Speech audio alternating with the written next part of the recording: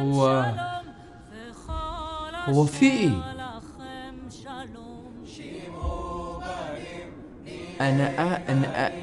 انا اخر حاجة كنت فاكرها ان انا كنت بصلي وكنت بركع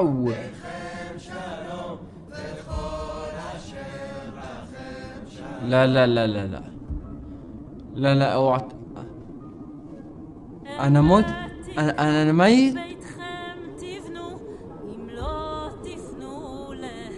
يعني ده يوم القيامة؟ انا طلعت صح. انا طلعت صح كل العلماء طلعوا غلط. يعني انت ربنا؟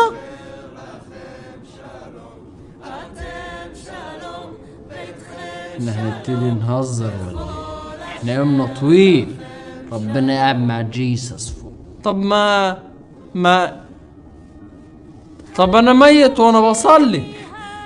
طلع لكم وانا بصلي وانتوا قلتوا اللي هيموت على حاجة هيتبعث عليها ولا ايه؟ من ربه؟ يلا 3 اسئلة اياهم ها. عيب عليك، يعني انت المفروض تكون فاهم ان دول اسهل حاجة بالنسبة لي. يا ولد رد ما تجادلش كتير يا ولد. الله طبعا. ما دينه؟ الاسلام. من نبيه؟ محمد صلى الله عليه وسلم. قشطة خلاص كده انت دخلت الجنة بجد. لا اله الا الله، لا اله الا الله. خد تعالى تروح فين؟ ايه وايه اللي بالسهولة دي؟ مش انتوا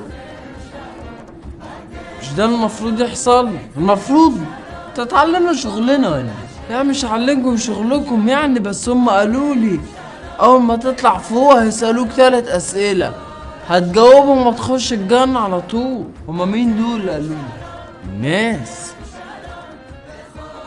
الناس الشيخ محمد حسان، الشعراوي، الاحاديث، الناس اللي ماتت من 1400 سنة، والناس دي مش ممكن تكون بتكذب. لا في يا ابني، ما اسمحلكش لو سمحت ما تغلطش.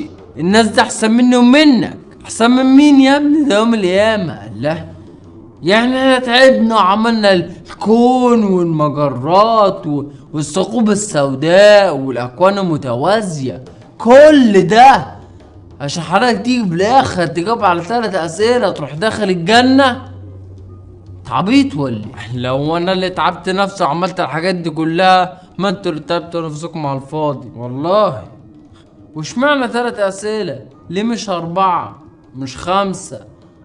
تشغل عقلك شوية. فين ده؟ فكر شوية. ما هو ما ينفعش افكر في الحاجات دي برضو، يعني في حاجات عقلي وعقلك مش هينفع يوصل لها. العقل ليه حدود. هلا لا لا لا لا، ده انت كمان. انا كمان ايه؟ اصل انا كنت بحاسب ناس زيك كده من شوية وكانوا بيقولوا نفس الجملة، وانتوا كنتوا قاعدين مع بعض بتحفظوا الجملة دي قبل ما تيجوا هنا ولا ايه؟ لا اصل زي ما تقول هي بتقفل اي موضوع على طول. يعني انت مثلا لو في حد سألك سؤال وانت مش عارف تجاوبه مثلا، او في سؤال فيه شوية تفكير، ومثلا تقول له في حاجات عقلك مش عارف يوصلها، فهي مقنعة برضه. لا ناصح يعني حبيبي، تسلم. تصدق بالله لا اله الا الله، انا ودي ارميك دلوقتي في النار. ليه يا عم؟ لكن لحسن حظك ان قدرك بيد ارحم واحد ممكن تشوفه في حياتك، وهو قايل ومحذر كويس قوي انه قبل ما يدخلك النار ويطلع ميتين اهلك في النار لازم يوريك اعمالك عشان تعرف انه ما ظلمكش ومديك حقك وزيادة. يا الله على رحمته.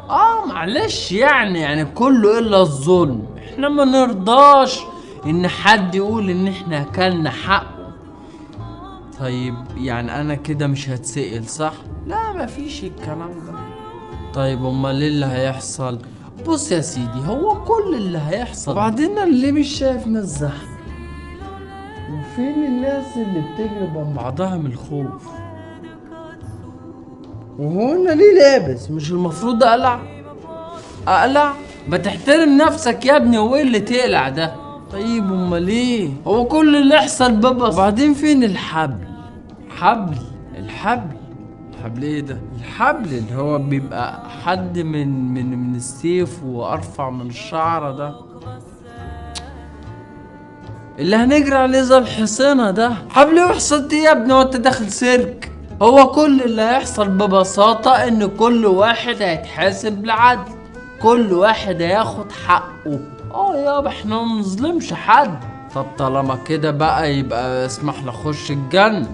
يعني المفروض انا طالع لكم وانا بصلي، انا مش عارف ليه انت واخدها كانها حاجة عادية. دي خلي بالك مش اي حد يعملها، دي خلي بالك فيها غدوة مع حبيبنا. دي طلع لنا بتصلي ايه وغدوة ايه وحبيبنا مين ده؟ حبيبنا يا عم اللي نزلت عليه الوحي. احنا نزلنا عليه الوحي؟ وحي ايه ده؟ ايوه نزلتوه عليه، حبيبنا اللي طلع لكم هنا على بغلة علشان يفاصل معاكم على الفروض اللي هنصليها كل يوم، وبدل ما كانوا 50 خلصتوا له على 5. ايه ده انا عمري ما فوتت منهم فرض، ولا عمري فطرت يوم في رمضان، ولا مديت ايدي على فلوس حرام حتى اسأل كده. ها يلا اسأل.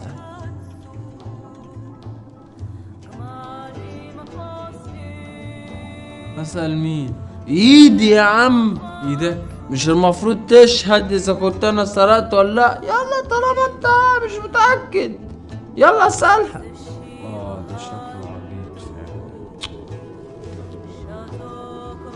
جبريل بقولك في واحد هنا، ايوه اللي واقف قدامي ده، بقولك ينفع ندخله الجنة بدون حساب؟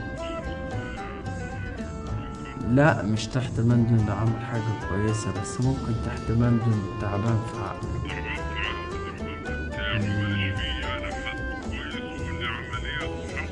ماشي خلاص، قلك مش هينفع. يعني ايه ما ينفعش يعني؟ يا عم اهدى، العملية بسيطة، انت معقدها قوي ليه كده؟ هو كل اللي يحصل ببساطة شديدة، انت هتقولي ايه اللي انت عملته في حياتك تستحق عشانه انك تخش الجنة. اي نعم احنا اوريدي عارفين كل حاجة، بس بصراحة يعني ربنا بيحب يشوف الحاجات اللي هو كاتبها بنفسه وهي بتتحقق قدامه. ايه يا عم بهزر معاك، انا احنا فعلا اوريدي عارفين كل حاجة، بس عشان ما تجيش بقى تعيط بقى وتقول لي سامحني ورجعني وهبقى كويس ويا ليتني كنت ترابة ومش عارف ايه، وانت عارف النهاردة لسه في ضغط شغل، اليوم طويل. طيب ماشي، اذا كان كده بقى مفيش اكتر من الحاجات اللي انا عملتها عشان اخش الجنة. طيب اتفضل قول. مثلا انا قلت لا اله الا الله.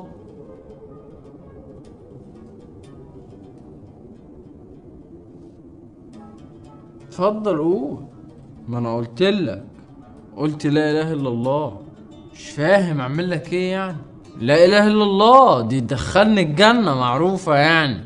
يعني ده احد اهم اعمالك في الحياة اللي انت شايف ان المفروض عشان تخش الجنة. تكاوى. جبريل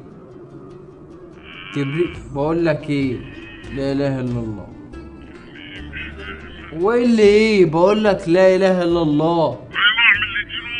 دخلني الجنة. انت عبيط يا ابني ولا ايه؟ شوف، طب ما انتوا اللي قلتوا كده، من قال لا اله الا الله دخل الجنة. انتوا قلتوا كده يا ابني. انت سمعتنا بنقول حاجة؟ ربنا نزل لك وقعد معاك وقال لك قول بس لا اله الا الله ادخلك الجنة؟ لا بس امال ايه بقى؟ بس والله العظيم في حديث انا قريته بيقول كده، وانت ايش عرف دين امك الكلام اللي انت قريته ده؟ احنا اللي كاتبينه، ما حديث صحيح. نعم حديث صحيح رواه البخاري ومسلم. صحيح، يعني عشان حد قال انه صحيح يبقى صحيح وحقيقي. طب دور على حاجة تانية طيب عشان ما ازعلكش. دور على حاجة تانية عشان تخش الجنة. الجنة يا ابني يعني خمرة، نسوان، سكر، غلمان، عشان لو ليك ميول. بس ده مش حرام. لا، ما هنا بقى مفيش حاجة اسمها حرام. امال ايه بقى اللي غضبانين عليهم؟ ربنا بتهز عرشه لو حد عمل كده وقلبتوا القرية بيهم ومش عارف ايه. يا عم انا عملت حاجة؟ امال ايه بقى؟ انت شفتني عملت حاجة؟ بس ده ربنا اللي عمل كده، ورغم ان دي ميول طبيعية فيكم، هو اللي خلقها فيكم، بس ليه حكمته برضه. بس انا حاسس بيك برضه، انت عارف يعني، رغم ان الواحد عايش هنا الا انه بيشوف حاجات غريبة والله. ده حتى في مرة زعل منكم عشان ما كنتوش بتسمعوا كلامه، راح مغرقكم كلكم، مغرق الكوكب كله. شوف يا اخي زعله بيعمل ايه. جيت انا والواد ابو عزرة بقى بعدها قعدنا نقول له يا حاج اهدى شوية، يا حاج اهدى شوية، دول شوية بشر برضو تافهين مهما كان، لو عايز تصلح بالهم هتصلحهم وتهديهم، يعني ما انت كده بتضيع ولو على واحد منهم بس فرصة التوبة. مرضيش، بس زي ما قلت لك برضو ليه حكمته يعني في المواضيع دي. المهم يلا قول حاجة تانية عشان دخلك الجنة، حاجة تستحق بيها انك تخش الجنة. طيب انا مسلم. يا اهلا وسهلا. هو ايه اللي اهلا وسهلا؟ بقول لك انا مسلم. ايوه اعمل لك ايه يعني؟ تعمل لي ايه؟ مش مسلمين بيخش الجنه يا ابني؟ انت هتشلني ليه؟ مسلمين ايه وزفت ايه على الصبح يا ابني؟ انت اتولدت لقيت نفسك مسلم عشان ابوك وامك اتولدوا لقوا نفسهم مسلمين، عشان جدك وجدتك اتولدوا لقوا نفسهم مسلمين. يعني انت في ايه بقى في الدايرة دي كلها تستحقوا بيه انكم تتكافئوا عليه يا ابني؟ ما تخنقناش ولا حتى تعلي درجتي في الجنة. طيب خلاص. طب انا مرة شفت واحد، استغفر الله العظيم، يعني استغفر الله العظيم، كان بيرسم كاريكاتير عن النبي، استغفر الله العظيم يعني، فانا ما سكتلوش، قتلته على طول. شوف يعني كله عشان ننول رضاكم مش اكتر. لا هتنولوا يا راجل. علماء ايه ومفكرين، يا ريت الناس كلها تبقى زيك.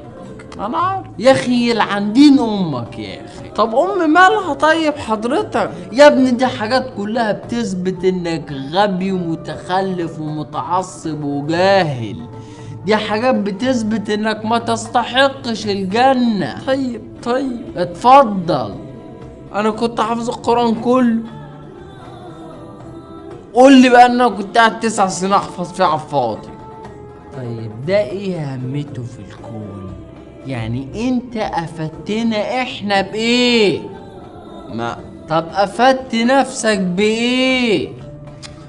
طب افدت غيرك بايه؟ ما هو انت يا اما فعلا مقتنع ان حفظك لكام كلمة عن العذاب والنكاح مكتوبين على جلد معيز شيء. جلد معيز؟ ايوه كانوا مكتوبين على جلد معيز، وما انت كانوا فاكر مكتوبين على كشكول 40 ورقة ولا ايه؟ المهم بقى يا اما انت شايف بقى ان حفظك للكام كلمة دول هيميزك عن بقية العلماء بانجازاتهم اللي فادت البشرية العشرات الالاف من السنين، يا اما بقى انت شايف ان احنا اغبياء لدرجة انك تضحك علينا بحفظك لكام كلمة. لا مش اغبياء، لا احنا اغبياء يالا. طب انا كنت ليل نهار بقول اذكار الصباح والمساء. صبرني يا رب. فاضيلك انا يا ولد دلوقتي. كده مش هينفع طب يعني انا بقالي اكتر من 50 سنة بقول اذكار الصباح والمساء في الراحة والجاية، وكنت كل شوية بقعد استغفر ربنا واقول سبحان الله سبحان الله سبحان الله سبحان الله سبحان الله سبحان الله سبحان الله سبحان الله في الراحة والجاية، وكنت عمال سبحان الله. انت فاهم يعني ايه اساسا سبحان الله؟ يعني ايه سبحان الله؟ سبحان الله يعني سبحان الله، شوف عظيم قد ايه، شوف جميل قد ايه، وشفته شوف كبير قد ايه. ما هو كبير فعلا. طب طالما انت مقتنع انه كبير كده، يعني ليه ما تخليش المعلومة جواك وتصدقها جواك من قلبك؟ يعني ايه لازمتها؟ ملهاش لازمة انك تفضل تكررها على طول كده. هو ايه اللي ملهاش؟ اسمعني بس، كنت كل يوم بقعد اقول سبحان الله سبحان الله سبحان الله، بقعد اقول اذكار الصباح والمساء، كنت بقرا في اليوم صفحة قرآن، والصفحة فيها حوالي 500 حرف. 500 حرف يعني 500 حسنة، وانتوا قلتوا ان الحسنة ب10 امثالها، مش كلامك. وقلتوا احيانا تانية ان الحسنة ب1000. بس انا احسبها خلاص نحسبها ب10 عشان خاطركم، يعني حوالي 5000 حسنة في اليوم، ده غير بقى الصلاة والاستغفار، يعني قول 10000 حسنة. 10000 حسنة في اليوم يعني حوالي في الشهر يعني 1,000,000 حسنة، يعني اكتر من 1,000,000 حسنة. المفروض دلوقتي يكون معايا جبال حسنات. فين الجبال بتاعتي؟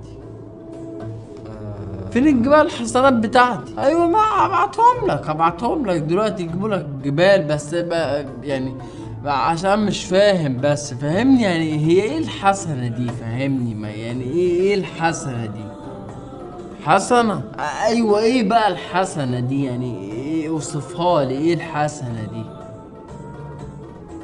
يعني ايش عرفك شكل الحسنة عشان لما تقول انك لما تحط واحدة على الواحدة هيبقوا قد جبل؟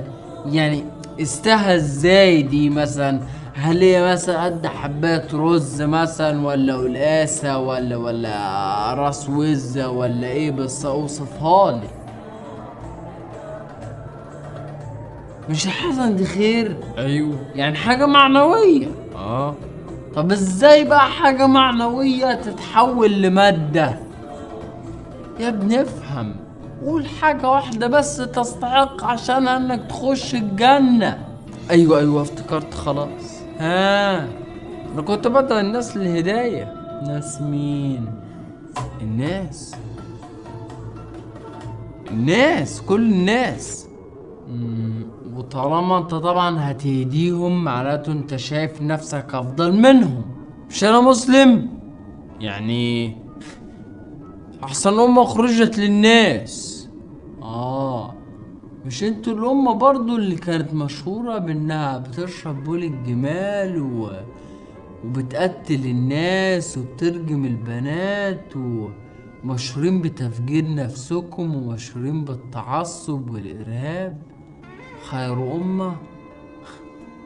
امال الامة اللي عملت مدن في المريخ دي تبقى ايه؟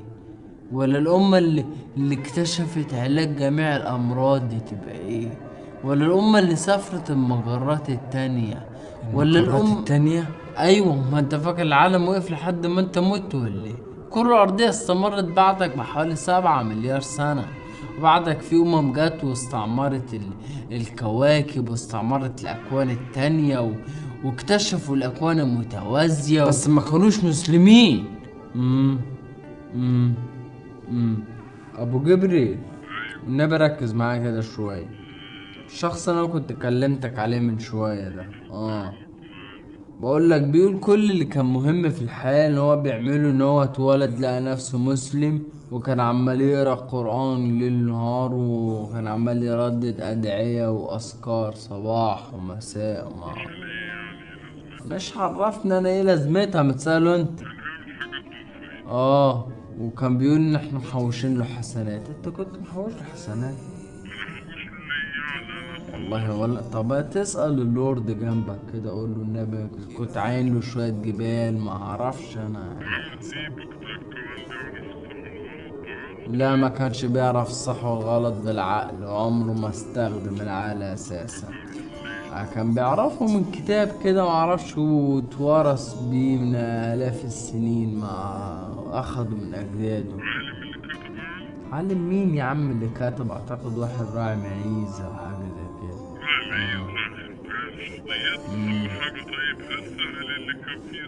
لا، عمره ما سأل إذا كان اللي فيه منطقي ولا لا.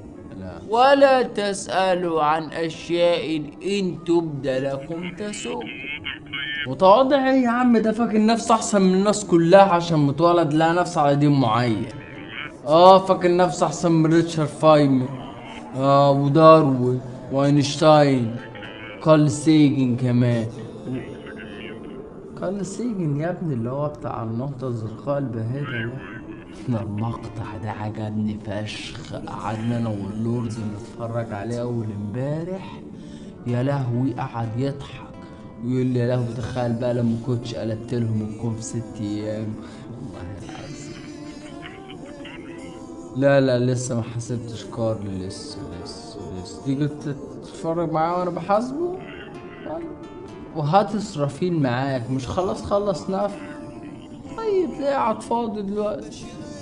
المهم خلينا في اللي قدامنا دلوقتي. ينفع يخش الجنة؟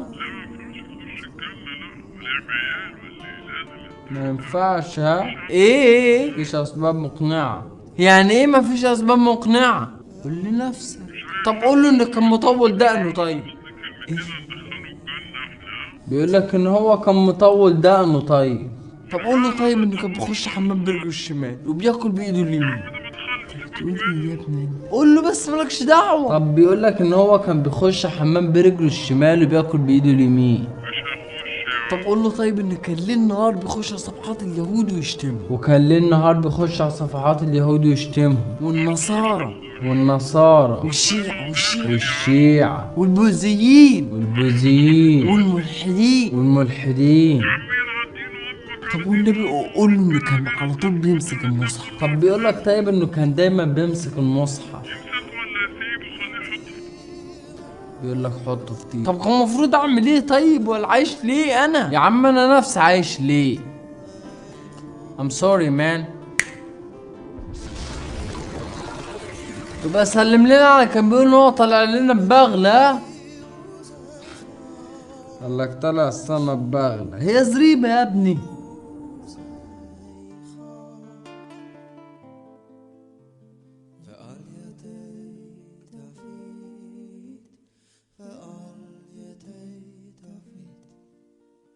משיח צי